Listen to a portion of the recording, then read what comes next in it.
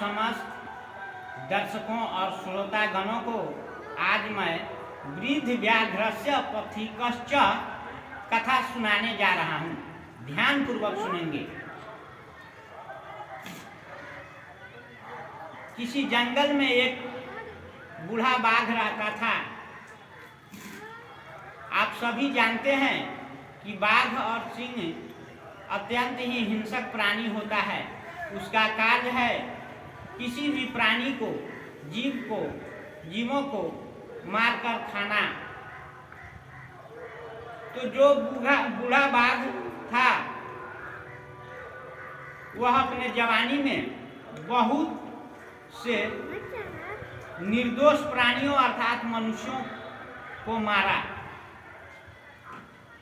और उसमें एक खूबी होती है कि वो जिस भी स्त्री और पुरुष को मारता है उसका आभूषण वो ले लेता है मारने के बाद में और उसे जमा करते रहता है।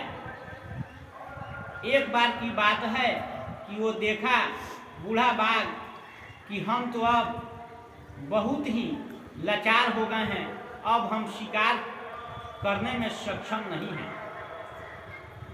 तो उससे एक युक्ति सूझी।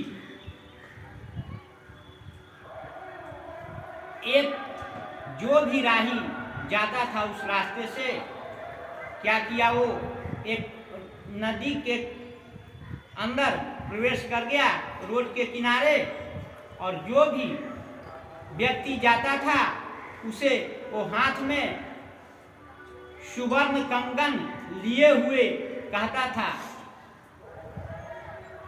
अरे वो राही इधर आओ, इदम सुवर्ण कंकणम गृह्यताम। लेकिन लोग सुनते ही डर के मारे भाग जाते थे। लोग सुनते ही डर के मार से भाग जाते थे। लोग सोचते थे अरे ये तो हिंसक प्राणी है, इसके पास जाओगे ये मार के खा जाएगा। ये प्रक्रियाएं कई दिनों तक चलती रही। लेकिन एक भोला भाला राहगीर जा रहा था और उसे सोने का कंगन दिखाया और कहा कि अरे ओ राही, मेरी बातों को कोई नहीं मानता है न सुनता है। देखो मैं अपने जवानी में बहुत दुराचारी था, बहुत से प्राणियों का शिकार किया, निर्दोष प्राणियों का, जिसके चलते मेरे दांत और नाखून गल गए। भला मैं क्या किसी को मार सकता हूँ? एक पंडित से हमने अपनी समस्या रखी तो उन्होंने हमें सुझाव दिया। वे कहें कि इसका एक ही उपाय है कि तुम नदी में कुश लेकर प्रवेश कर जा और उसमें खड़े होकर जिस व्यक्ति को ये सोने का कंगन दोगे अर्थात किसी को दान में दोगे तो तुम अपने यौवन अवस्था अर्थात युवा अवस्था में जो तुमने दुष्कर्म किया है उससे तुम्हारी मुक्ति हो जाएगी। इस बात को सुनकर वो राहगीर उस धूर्त बाघ के जाल में फंस गया। जब वो फंस गया तो प्रलोभनवश फंस गया। तो ज्यों ही बूढ़ा बाघ के नजदीक जाता है त्यों ही उसे वो बाघ क्या करता है कि झट से उसे पकड़कर जकड़ लेता है और बालू के रेत में उसे दाब देता है और चीर कर उसे खा जाता है।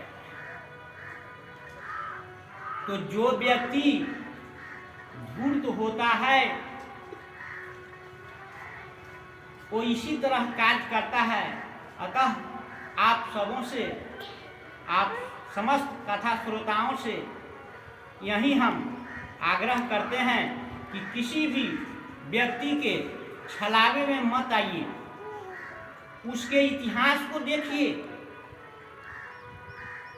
कि वो शुरू से क्या था, कौन कार्य कर रहा था और अभी वो क्या हो गया है, और वो जो कार्य कर रहा है उसका उसके अंदर उद्देश्य क्या है, क्या रहस्य छिपा हुआ है।